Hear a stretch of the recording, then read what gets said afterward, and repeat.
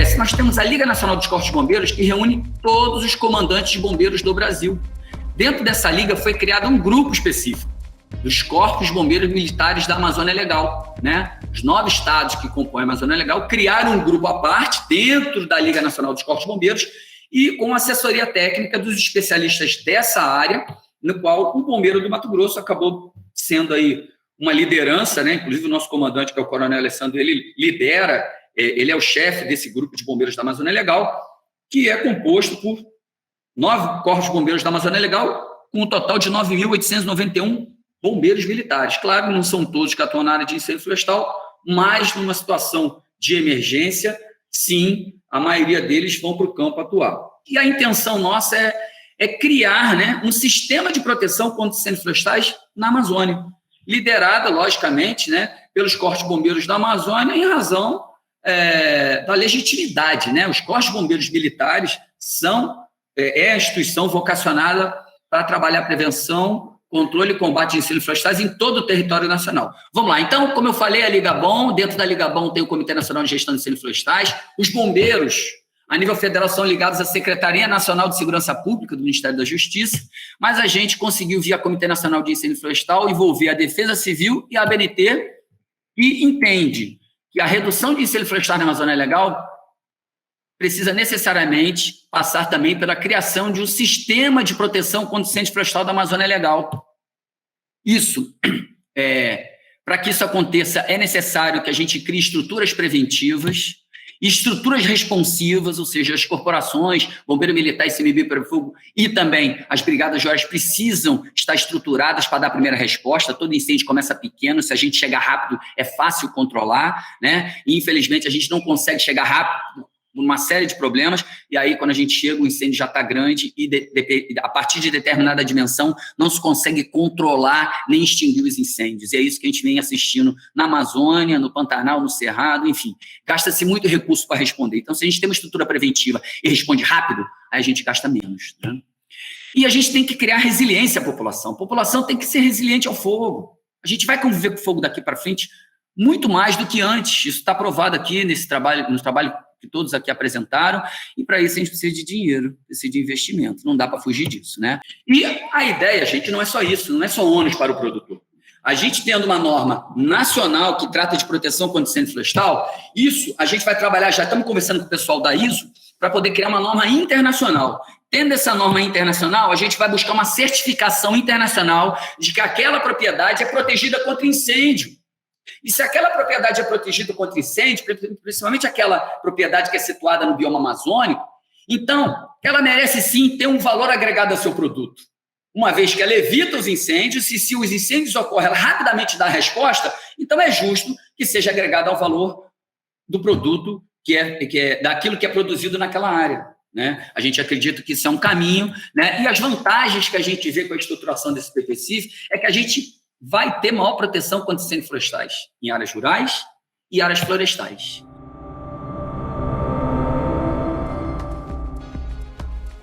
Então, uma forma da gente pensar essas estratégias para reduzir o risco do fogo é a gente pensar, né, que no cenário ideal a gente tem a disponibilização, a gente tem acesso aos dados científicos. Esses dados científicos eles podem ser transformados em informação, ou seja, traduzidos para as diversas linguagens, para os potenciais usuários, e que isso seja utilizado, né, para informar a sociedade, para subsidiar as decisões, e com base nesse conhecimento, né, desde os dados, a informação e esse subsídio às decisões, a gente pensar em caminhos para adaptação. A gente não pode mais deixar de pensar já em adaptação, porque as mudanças climáticas já são realidade, a emergência climática, como vem sendo bem destacado.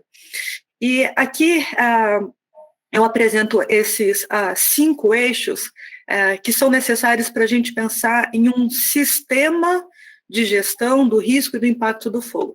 Aqui é uma adaptação que nós fizemos, pensando, né, fazendo uma reflexão sobre os incêndios florestais, e isso aqui é derivado do que a organização, né, das Nações Unidas para a Redução do Risco de Desastres preconiza. Então, né, com essa vivência deles, avaliando, né, desastres em diversos locais do mundo, eles conseguiram estruturar em 4 eixos. A gente divide aqui em 5 eixos para o nosso tema.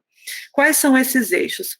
O primeiro é o conhecimento do risco. A gente precisa de pesquisa, a gente precisa entender a ameaça, as probabilidades, as forçantes, os impactos, né? Então, tudo isso daí tem o subsídio da pesquisa. O segundo eixo refere-se ao monitoramento e alerta, que são as etapas, né, de observação, coleta de dados, organização desses dados, a análise desses dados e a produção de informação. O terceiro eixo ele é focado na educação e comunicação. A gente tem batido na tecla, eu acho que o tempo todo, né? Formar e informar, e nosso workshop aqui, ele contribui para essa formação e informação dessas, né? A gente posteriormente, a gente, né, se torna replicador dessas informações, levando isso para outras partes da sociedade. A gente tem um eixo que é a nossa capacidade de prevenção, que é a nossa habilidade para mitigar o risco desse evento ocorrer, e também a nossa capacidade de resposta e reação, né, que é muito, foi fortemente abordada aí ontem, né, com a fala da aliança. Hoje trouxe uma parte bem clara também com o Coronel Barroso. Então, a nossa capacidade de reação e resposta, né, são as ações para minimizar os impactos diretos e indiretos que foram instalados ali. Então, o que a gente desenvolveu foi uma previsão sazonal da probabilidade desse fogo para os próximos 3 meses. Nossa, o que eu estou falando?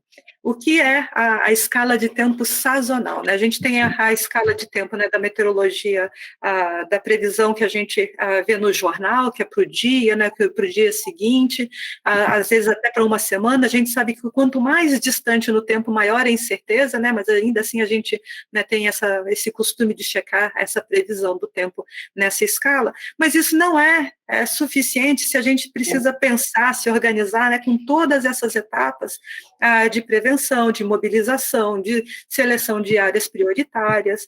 Então, essa escala sazonal, ela vai olhar para nos próximos entre 15 dias e 3 meses. Tá bom? Então, a gente está olhando, né, lá para frente. Então, a gente começa a falar, né, de uma escala de tempo que vai permitir que a gente tenha algum tipo de ação. E que tipo de ação? Com isso, a gente consegue começar a pensar em planejamento, estruturar a comunicação, a priorização de áreas e até, né, pensar como a gente vai fazer a mobilização. Então, primeiramente, né, dentro do projeto MapFire, a primeira etapa foi a gente desenvolver uma plataforma que nós demos o nome, né, de plataforma MapFire. E a primeira etapa dela foi produzir informações, coletar informações que estão distribuídas em outros órgãos e realizar análise para subsidiar o eixo de monitoramento e alerta, né, para sistematizar o eixo de monitoramento e alerta, para fornecer informações para o eixo de capacidade de reação e resposta. Ou seja, é o que está acontecendo naquele momento. São informações que nos ajudam no combate. Então, a partir da combinação de todos esses fatores, a gente gera um modelo, a gente tem, então, os níveis de alerta associados a cada área de proteção e município. Esse é o resultado atual da previsão, né, dos níveis de alerta para esses próximos 3 meses, que é novembro, janeiro, dezembro e janeiro, aqui está invertido, né, os 2 meses finais de 2021 e o primeiro mês de 2022. O mapa aqui ele mostra os níveis de alerta para as áreas de proteção de toda a América do Sul. Esse quadro ele está relacionado apenas ao resumo, né, dos níveis de alerta das áreas de proteção brasileiras. Então, aqui para o Brasil, nesse momento, né, para esse próximo trimestre, a gente tem 3 áreas de proteção em nível de alerta alto e 59 em nível de alerta, ou seja, a gente tem 62 áreas de proteção mais de 310 mil quilômetros quadrados ameaçados pelo fogo. Bem, a Liana já comentou um pouquinho sobre o que é o MAPFire, mas basicamente nós temos o MAPFire como plano de adaptação de múltiplos atores para lidar com florestas sob risco crescente de incêndios extensivos. Eu gostaria muito de destacar esses múltiplos atores, que eles são muito importantes, principalmente no trabalho que eu venho desenvolvendo. Como a Liana também já pode ter comentado, nós temos o investimento do IAI, que é o Instituto Interamericano para Pesquisas Relacionadas a Mudanças Globais, e o MAPFire, ele considera que a ocorrência tanto atual quanto futura desses incêndios que a gente tem comentado tanto durante esses dias de workshop é uma grande ameaça, tanto para as emissões de dióxido de carbono, quanto para os ecossistemas e também para todos nós, os habitantes desse planeta. Então, comentando ainda sobre esses atores, onde que eles estão localizados, ou qual é a área de estudo do projeto MAPFire. Então, eu trago um pequeno mapinha para que todos tenham bem claro onde que está no nosso mapinha a região MAP. Então, a região MAP, ela é composta por essa região trifronteiriça, que compõe o departamento de Madre de Dios, que significa o M da região MAP, no Peru, o Acre, que é a nossa porção aqui do Brasil, representando o Brasil, e o P de Pando, da Bolívia. Então, nós temos a região MAP como a localização desses nossos atores. E o projeto ele visa justamente desenvolver um plano para lidar com essas adaptações e esses riscos de desastres, e tendo o principal desastre como incêndios florestais. Eu, particularmente, tenho desenvolvido atividades com comunidades escolares. Então, essa é uma grande necessidade de atribuir essa importância a essa fala, a esse tipo de tema dentro da comunidade escolar, dentro do currículo, dentro da nossa Base Nacional Comum Curricular, que é a nossa BNCC. Então, nós precisamos, sim, falar um pouco mais sobre isso, e talvez essa ausência ou pouca fala sobre esse tema seja um grande desafio. Nós elaboramos, ao longo desses 2 anos de projeto, um livro sobre educação ambiental, que ele é denominado É Fogo. Esse livro é a versão Amazônia. A Liana deve ter comentado também que a gente tem a pretensão de fazer a versão Pantanal. E esse livro, ele conta com 5 propostas de atividades. E ele está dividido em 4 fases, 4 módulos. Além disso, durante o projeto, nós também caminhamos junto com os professores, com os estudantes, e nós desenvolvemos algumas palestras, algumas rodas de conversa, para que eles se sentissem à vontade o suficiente para implementar. E uma das nossas preocupações é que todos nós desse planeta fazemos parte de todo o processo.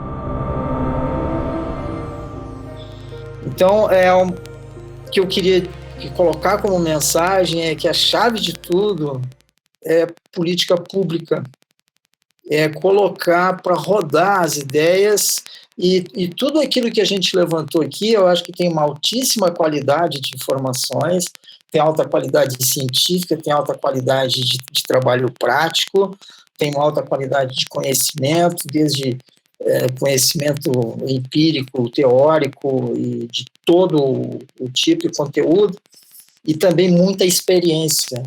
Tá? Tem muita experiência embarcada. O que falta embarcar é tecnologia. Então, eu queria terminar dizendo que falta a gente ter acesso às tecnologias para prevenção, combate dos incêndios, e que isso passa muito por políticas públicas eficientes e que também levem tecnologia ao produtor rural. Então, eu acho que o grande aproveitamento nosso aqui, a grande conclusão é, vamos colocar esse papel que a gente vai fazer, primeiro preencher o formulário, né, fazer com que a gente tenha uma conclusão desse nosso workshop, mas cada um de nós aqui tentar colocar isso para o Congresso, tentar colocar isso para frente através de cada instituição. Não é fácil, né? Eu mostrei ali que a coisa é embolada, né? É muito complicada, mas eu acho que é possível. Eu acredito.